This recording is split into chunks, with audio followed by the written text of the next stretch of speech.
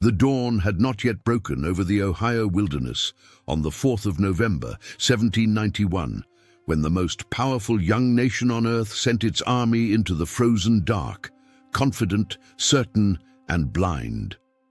General Arthur St. Clair marched over 1,400 soldiers through the trees and frost of the Northwest Territory, headed north toward the heart of Miami country. He had the weight of President Washington behind him, the firepower of 8 artillery pieces, and the unshakable conviction that no collection of scattered tribes could stand against the organized might of the United States Army. He had been warned, he had ignored the warning, and now his men slept in an unfortified camp on the banks of the Wabash River, their muskets stacked, their sentries light, the wilderness pressing close on every side. But the wilderness was not empty. Less than a mile away, crouched in silence among the bare November trees, over 1,000 warriors waited. Miami, Shawnee, Lenape, Ottawa, Wyandotte, Potawatomi, Ojibwe, a confederacy forged in fury and bound by a single purpose: to stop the tide before it swallowed everything they had ever known. Their war chiefs had studied St. Clair's every movement for weeks. They knew the size of his force. They knew where his militia camped. They knew when his men would lower their guard. They had fasted through the night in preparation. Now they breathed in the frozen air and waited for first light. And when that light came, the world broke apart. War cries erupted from the tree line like thunder. Musket fire tore through the morning mist. Bodies fell before the Americans even understood what was happening. The militia camp dissolved in seconds, men running, screaming, leaving their weapons behind. Officers shouted commands that no one heard. Cannons were wheeled into position, but the crews were cut down before a single shot could be fired. Warriors moved through the smoke like shadows, advancing from tree to tree, impossible to target, impossible to stop. The regulars formed battle lines and fired volleys into the mist, but the warriors simply shifted, flanked, and closed the circle tighter. Within 30 minutes, the entire American camp was surrounded. There was no front line, there was only chaos, and the sound of a nation's confidence shattering in the cold Ohio air. When the battle finally ended, the ground was covered with the fallen. Nearly 900 soldiers and camp followers lay dead or wounded. The artillery pieces stood silent and useless.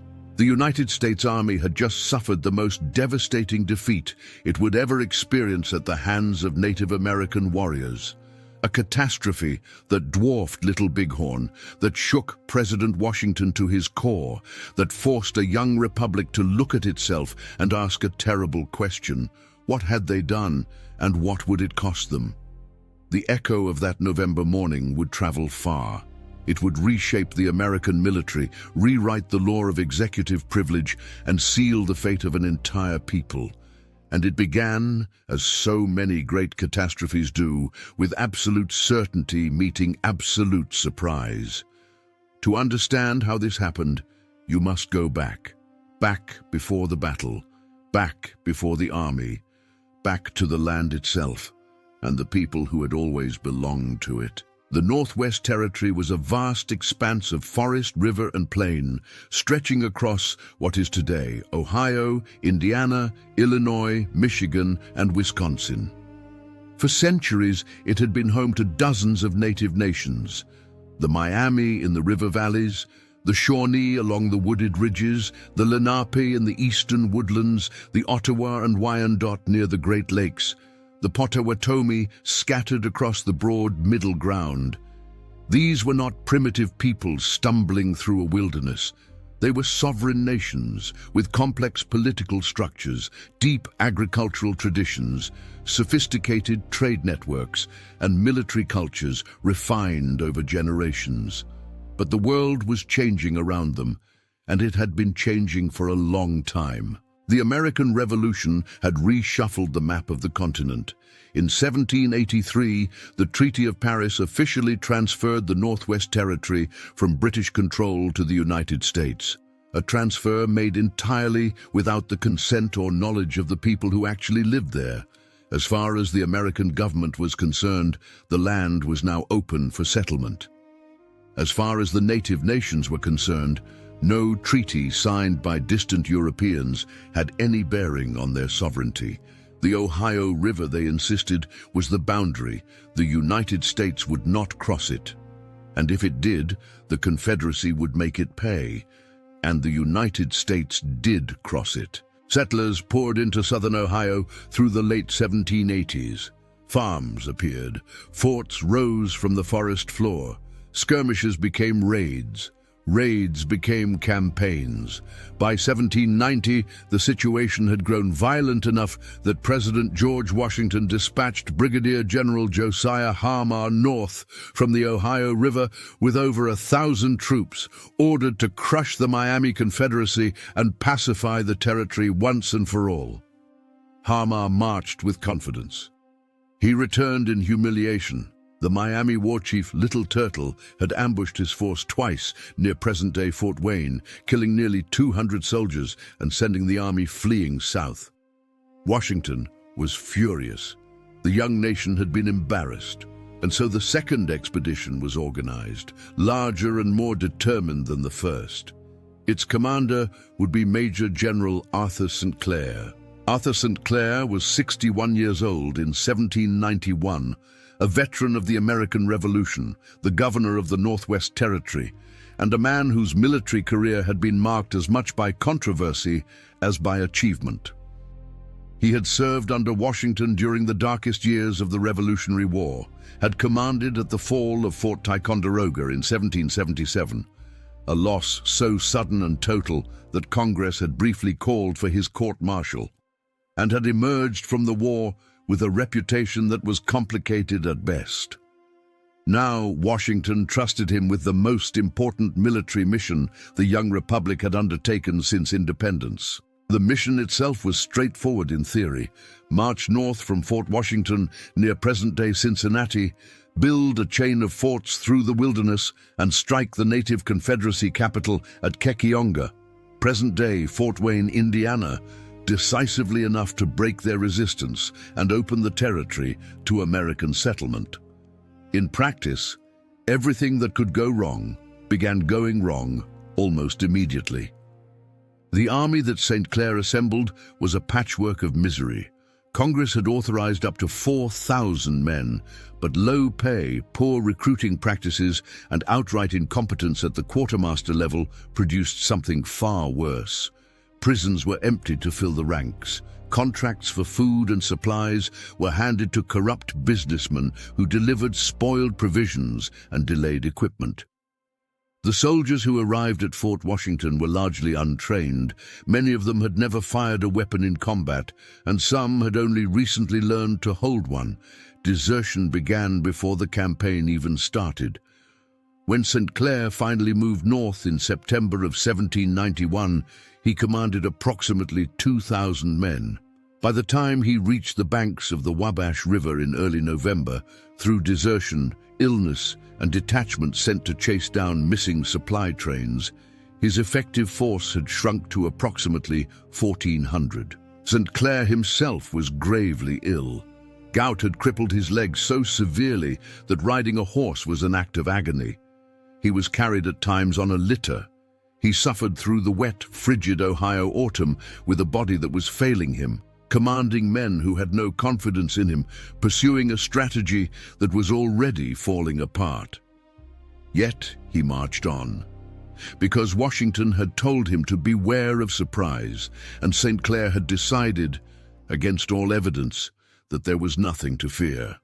He had been told, and he did not believe it. He could not conceive that the warriors of the Western Confederacy had been watching him for months. Little Turtle, Mishikinakwa in the Miami language, born around 1747 in the valley of the Eel River, was one of the most gifted military commanders of his era. He was not a hereditary chief, but a war leader who had earned his position through repeated demonstrations of tactical brilliance. His thinking was precise, patient, and completely without vanity. He watched enemies. He studied their weaknesses. He waited until the moment of maximum advantage before he moved. When General Harmer's army had come north in 1790, Little Turtle had not met it in open battle. He had let it exhaust itself, isolated its columns, and struck each one separately with overwhelming local force. The lesson of that campaign was simple. American firepower was dangerous in formation, almost harmless in chaos. Alongside him stood Blue Jacket, Wabash, the primary war chief of the Shawnee, ferocious and strategic, who had spent years building the Western Confederacy into a genuine military alliance. The two men complemented each other, Little Turtle calculating, Blue Jacket bold. Their third great ally was Bokongahelas, war chief of the Lenape, who brought nearly 500 of his warriors to join the gathering force. Among the younger warriors who rode as scouts in those weeks was a Shawnee teenager whose name would become one of the most famous in the history of Native American resistance. His name was Tecumseh. He was perhaps 22 years old. He watched, learned, and remembered. The Confederacy had been tracking St. Clair's army almost from the moment it left Fort Washington. Little Turtle's scouts moved in advance of the American column, counting soldiers, mapping campsites, noting the placement of artillery and the behavior of the militia. The intelligence they gathered was precise. By the time St. Clair's exhausted force reached the headwaters of the Wabash River and made camp on the night of the 3rd of November, Little Turtle knew everything he needed to know. He knew the militia was camped separately from the regulars, on the west bank of the Wabash, divided from the main body by the frozen river. He knew St. Clair had posted few sentries. He knew the men were exhausted and demoralized. He knew the artillery crews were under strength, and he knew that when the Americans woke in the morning and stacked their weapons for breakfast, as was standard military routine, they would be at their most vulnerable. Over 1,000 warriors took their positions in the dark.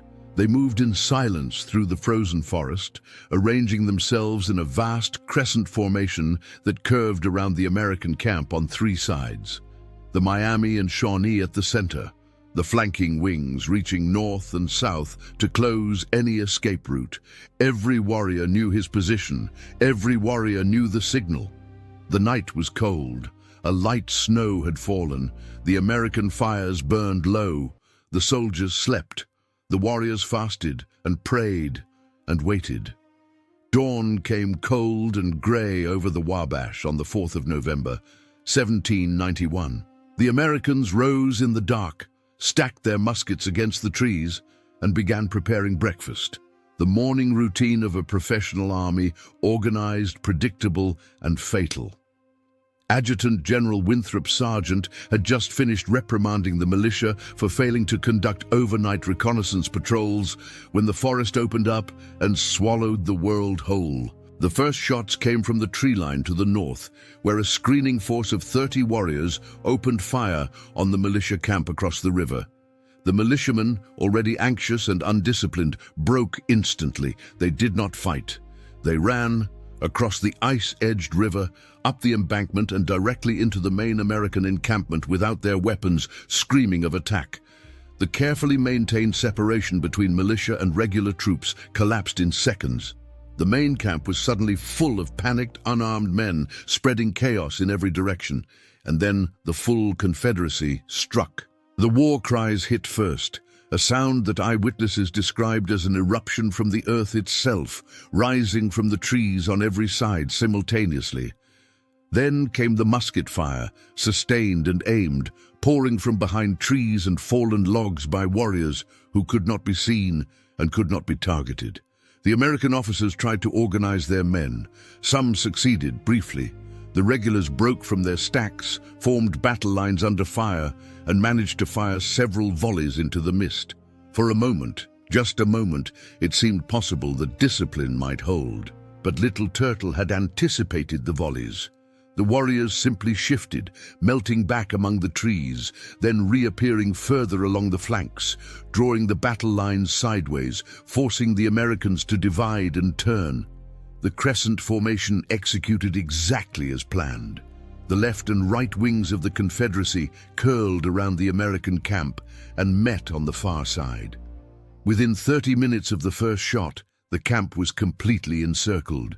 There was nowhere to retreat. There was nowhere to advance. There was only the shrinking circle of living men and the inexorable fire from the tree line. St. Clair mounted his horse. The gout that had made riding almost impossible for weeks was now irrelevant. Pain was irrelevant. Only command mattered. He rode through the chaos, exposed and visible. 2 horses shot out from under him during the battle, bullets cutting through his clothing and hat. He tried to organize bayonet charges to break through the encirclement. Colonel William Darke led one such charge, driving forward into the trees with fixed bayonets, momentarily pushing the warriors back and creating a brief gap in the line. But the warriors retreated just far enough to draw the charging soldiers out, then enveloped them, cut them off, and forced them back. The tactic was repeated again and again, and each time the Americans lost more men. The artillery, which should have been the army's decisive advantage, became a monument to the battle's horror. St. Clair had 8 pieces, field guns capable of devastating massed infantry, but the warriors targeted the artillery crews with ruthless precision, cutting down the gunners as fast as they could be replaced. Men fell reaching for ramrods. Men fell trying to swing the barrels. The surviving crews were forced to spike their own guns, drive iron rods into the touch holes, to render them useless, to prevent capture. The cannons fell silent one by one until not a single American artillery piece remained in action. General Richard Butler, St. Clair's second-in-command, was mortally wounded early in the battle. He lay in the center of the shrinking perimeter as the fighting closed around him, unable to move, the sounds of the dying filling the freezing air. Women who had accompanied the army as laundresses, cooks, and camp followers grabbed weapons from fallen soldiers and fought alongside the men. They, too, were killed. For 3 hours, the battle raged in that awful, shrinking space. 3 hours of sustained fire and countercharge and desperation. The perimeter contracted as men fell and gaps opened and could not be filled. The dead lay everywhere, in the snow over each other across the silent cannons. The sound of musket fire began to diminish, not because the battle had turned, but because there were fewer and fewer Americans left to fire. St. Clair made the decision that saved those who could still be saved. He ordered a retreat. What followed was not a retreat in any organized military sense. It was a run for survival. The remaining soldiers broke through the southern gap in the encirclement, the one direction the Confederacy had left open, whether by design or necessity, and ran. They ran 29 miles south through the wilderness to Fort Jefferson, throwing away their weapons as they went to move faster, abandoning equipment, abandoning the badly wounded, abandoning everything except the desperate need to survive. St. Clair, despite everything, rode among them, urging them forward, trying to maintain some semblance of order in the collapse. Those who could not run were left behind. Those who were too wounded to move remained in the camp, in the snow as the warriors closed in. The battle was over. What followed was beyond it. When the warriors of the Confederacy moved through what had been the American encampment, they found a landscape of devastation. Nearly 623 soldiers and an unknown number of camp followers lay dead. Another 276 had been wounded, most of them now limping south toward Fort Jefferson with St. Clair's survivors. Of the approximately 1,400 men who had camped on the Wabash River the previous night, fewer than 500 reached Fort Jefferson without injury. Almost half of the entire United States Army. At that moment, the totality of the young republic's professional military force had been killed or wounded in a single morning. The warriors had lost approximately 50 to 100 of their own, a proportion so favorable as to be nearly without precedent in the history of frontier warfare. The Confederacy took trophies. They took the American cannons. They took flags and equipment and the symbols of American military power. The victory was total. Then, something quieter settled over the battlefield. Some warriors moved through the fallen in silence. Some knelt beside the dead, American and native alike, in gestures that transcended the violence. The forest that had been filled with noise and fire was suddenly still, the smoke drifting upward through the bare November branches, carrying with it the names of the dead. Little Turtle stood at the edge of what had been the American camp and looked at what the morning had produced. 1,000 warriors. 3 hours.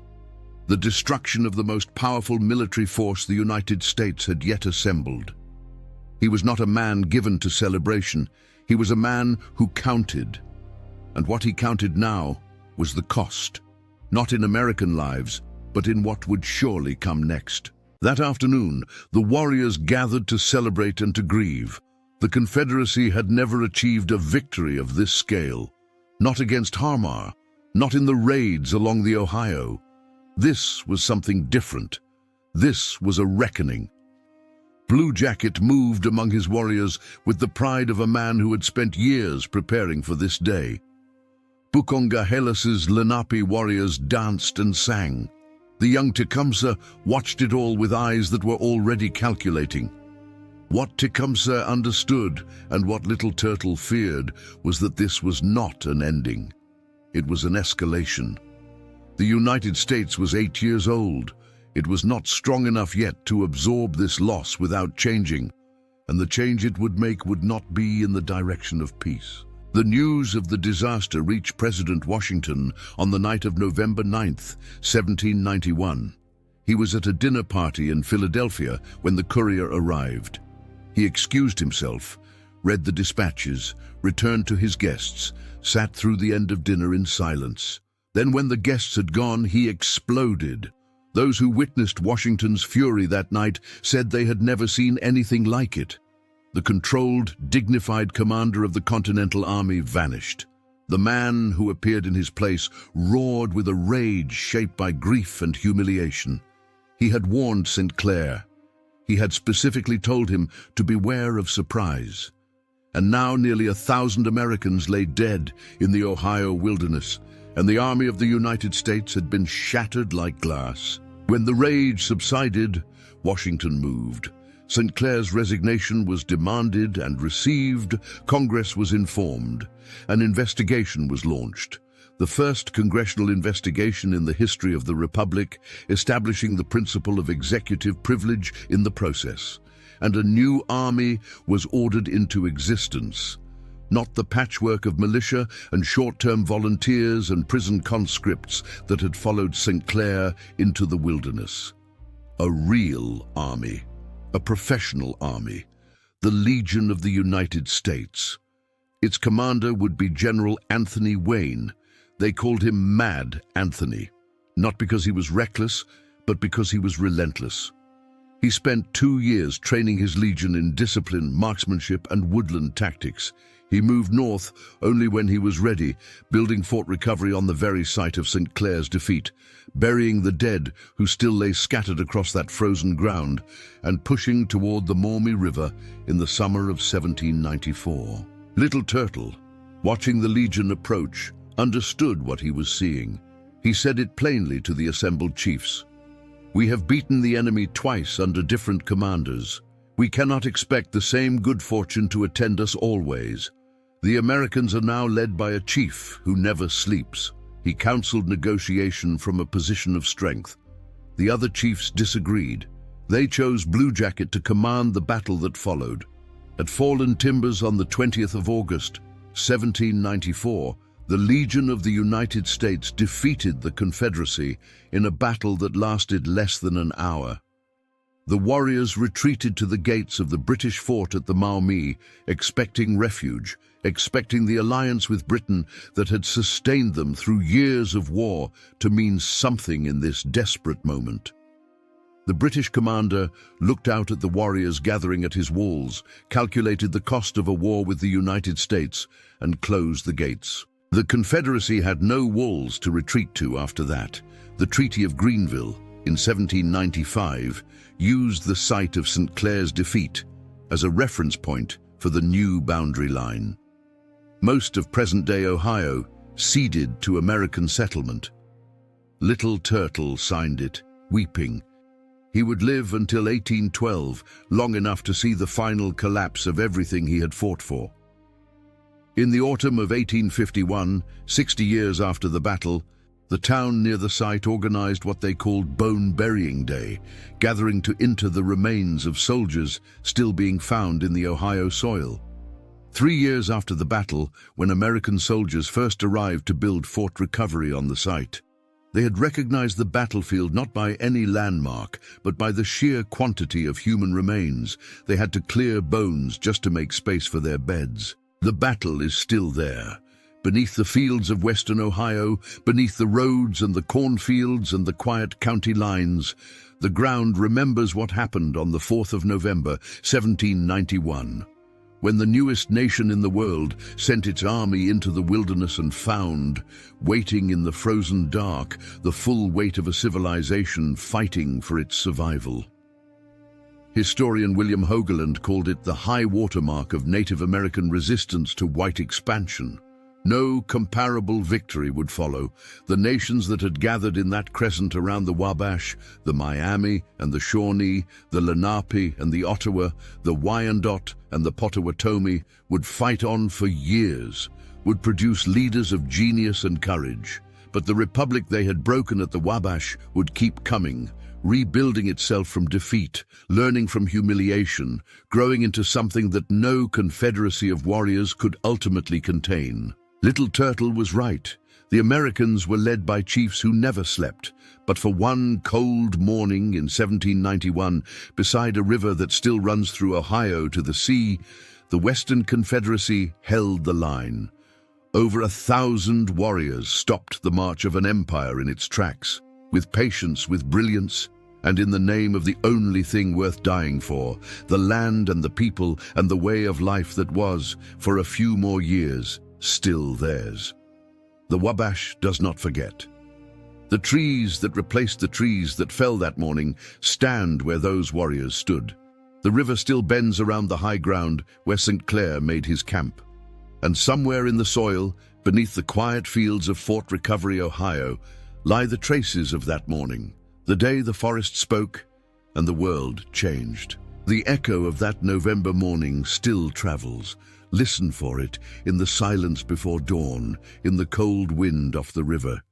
It carries the names of the living and the dead alike, and it does not stop.